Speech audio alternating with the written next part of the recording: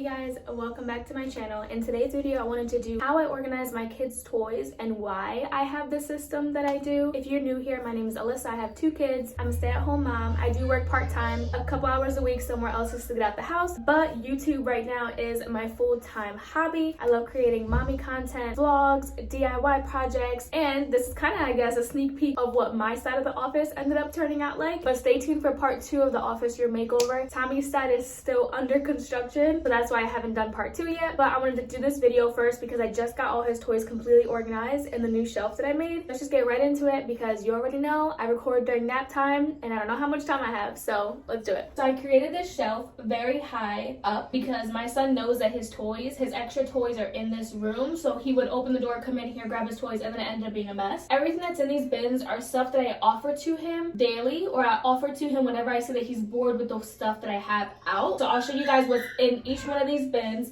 and I still do have 2 other sections where we keep his toys, and I'll show you guys that too. But I'm gonna start with these. So I want to get cute like hanging labels. I was going to create them with my Cricut, but I want to get at least the part that like basically will clip onto here and kind of hang, and then I'll do the Cricut wording. But I have to order those from Amazon. So this bin is kind of like more like learning toys. Okay, so in this egg carton, when you break them in half, they're different shapes and sizes, and in order to put them back together, you have to match the shape to close them and then put them back in here. So whenever I give him these, I will give them to him disassembled like this, and then have him put these together. So it's just a fun, quick learning activity. But I don't leave these out because it's a lot of pieces and I don't want him to lose the pieces. So that's why these toys are up here, because these are toys that I offer to him, but once he's done playing with it and I see he's over it, I take it away and I put it back. So this next one is Schoolsy. I guess that's what they're called. So basically they're like little screw-on bolts of different shapes and sizes that you have to match the color and the shape in order to be able to screw them on. And he really does enjoy these, and it keeps him busy for a long time. So this is just magnets of letters and numbers, and whenever I have these out for him, I'll sit there and then we'll go through and create words. So I'll point out the colors of the letters. We'll sing the ABCs. You know, this is definitely a learning activity, but he does enjoy like the magnet aspect of it, so I turn it into a learning activity. This one is one that he recently just got for his birthday.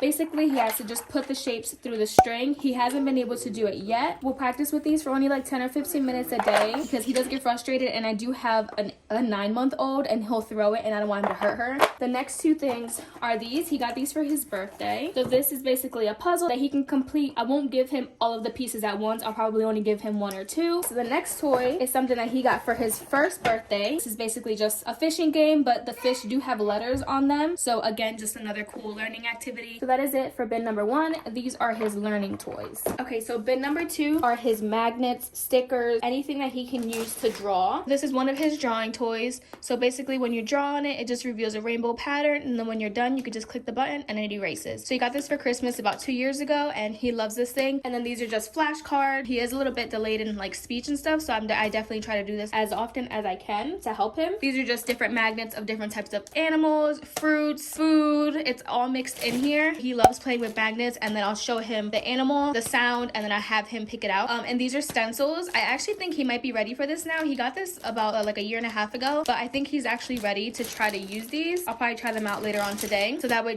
for him to practice how to write the number. And then my cousin just got him this for Christmas. I absolutely love it. Basically, markers are just water, but they come out colorful, so it prevents him from drawing all over the place. The next thing in here is just a coloring book. He doesn't play with crayons often because he tends to put them in his mouth, but when he does, he really does enjoy this as well. And then this is something really cool that his aunt just got him for Christmas. He actually hasn't played with this yet. This side is a magnetic whiteboard. You can just put the letters on, and then this side is a magnetic chalkboard. So it did bring some chalk and then a bunch of letters and shapes and numbers and stuff that he can play with. And this is like portable, so if he wants to take this to his room or sit on the couch, it's just very versatile. And then it comes in this cool little box that you can close, and then it keeps everything in. Okay, so the next bin is basically pretty self-explanatory. It's this little truck, and then it's just a bunch of building blocks. This will keep him entertained for a while, but again, because it has so many pieces, I don't like to leave it out. Probably gonna give this to him now to calm him down.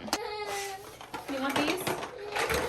Okay, so the other thing that was in there was just more building blocks, but these are wooden ones. He doesn't play with these often because these are hard and heavy, and because of my 9-month-old, he'll throw these around and I don't want her to get hurt. But yeah, so that bin was all just building blocks. So the last bin, as you can see, is just a musical bin. It basically just has a bunch of tambourines, maracas, cymbals, harmonicas, just a bunch of different things that make sound and music and things that Melina can also grip onto. So this is a perfect bin for both ages. My kids are 18 months apart. Melina is 9 months and Ezekiel is 2 years and 4 months old. So for the last thing in this room, I have this rack, and the rack is basically just filled with puzzles that have little grips on them that he has to put them in place. He did lose some of them, but even though I don't have the pieces for it, this is still a learning activity because I could just show him and teach him the shapes. And then I also have this numbers one, and then there's this one that he got for his birthday that is Blue's Clues themed. I'm pretty sure it just makes different pictures. He just has to organize it to make the picture. And then this last thing that's down here, I think it's pretty cool. I still haven't set it up. So for example, in this yellow pouch, it comes with a bunch of different shapes, animals, and then it also comes with Velcro. So you have to set it up and attach the Velcro to the sticker. And then that way, when he goes to do that page's activity, there's already like a sticker in the middle of it or up top of it, wherever. He has to match them. Just to give you guys an example, this one's matched the planet. This is matched the numbers, the weather. It just has a bunch of cool different puzzles all in one. Okay, so that's that for the toys that are in the office room. This is the other section where we keep kids' toys. It's basically a big closet in the living room that I organized the bottom 3 shelves to fit their toys. Toys that are in here didn't fit on the shelf, but these are also bigger toys, bigger, more hands-on toys that need to be kept together. Okay, so I'll start off down here. These are all toys that he hasn't opened yet. So these will stay here until we're ready to open a new toy, which is basically almost like every 2 to 3 weeks I'll have him open a new toy. Whenever I do give him a toy that involves different puzzles and different pieces, I do use these bins and these small crates to separate the pieces. The second drawer right here, these are bins that I had gotten from Target to fit on the shelf, but they don't, so I'm going to return them. This is their diaper bag. I don't know why this is in here. But yeah, we got this bag for Christmas, but I just stored it in here for now. I keep his magnet towels in here because it is inside of a bigger crate like this. Whenever I go to take these out for him, I'll bring it in this whole crate and I sit it down, so that way when it's time to clean up, I sing the cleanup song and then he puts them back in the crate and then I put them back in here. Okay, so for this section, so these are all his books back there. These are all his electrical books. So basically all the Leapfrog books, I keep them in that bin. That's his little book bag. It has buckles on them that he likes to play with. He got this for Christmas. Cute little toy racetrack. I like to keep these together. And then right here is his Kinetic Sand. These are all the materials that he can use with the Kinetic Sand. And then when I go to give him this, I'll take this entire thing out and then he knows that he can only play with the sand on this. And then back here, I forgot to also mention, these are his fishing rods, and then these are the little fish. I keep them in the little bag. But whenever I take these out, I like to put these in the crates, not in the bag, so that way he knows whenever he goes to fish it out, he has to put it back in the crate.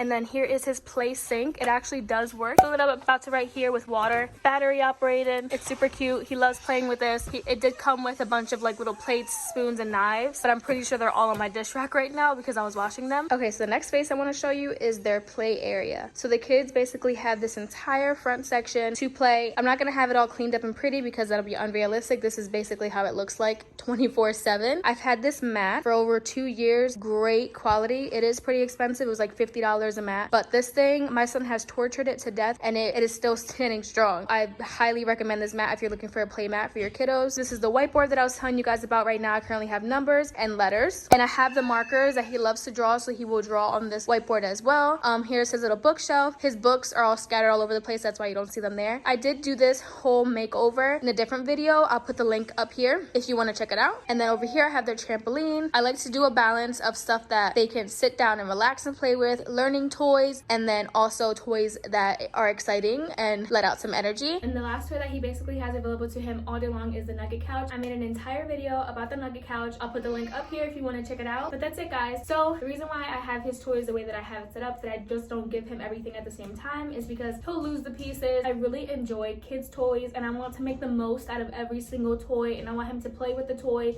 for as long as he possibly can. So I know if I give him everything all at once, or if I open everything all at once for him, he's gonna lose the pieces. He's gonna be uninterested in them in a week or two. That's why I don't open all of his gifts all at once. Leave some stuff still in the box, so that way he has something to open in 2 to 3 weeks and it gets him excited again. And that's why I also do the toy rotation. I don't really lean towards complete Montessori style toys. He does have battery powered toys and plastic toys and all that stuff. I do like a balance of both. So I like the Montessori style as far as like the idea of having all the pieces separately and letting him put them together and figure out how he's supposed to do it, instead of everything just being one toy pressing buttons. One thing that I can say is definitely my son's strength is that he's a very fast learner. If he sees you do it once, he'll pick it up pretty quickly. So he loves to learn, I guess, in that aspect.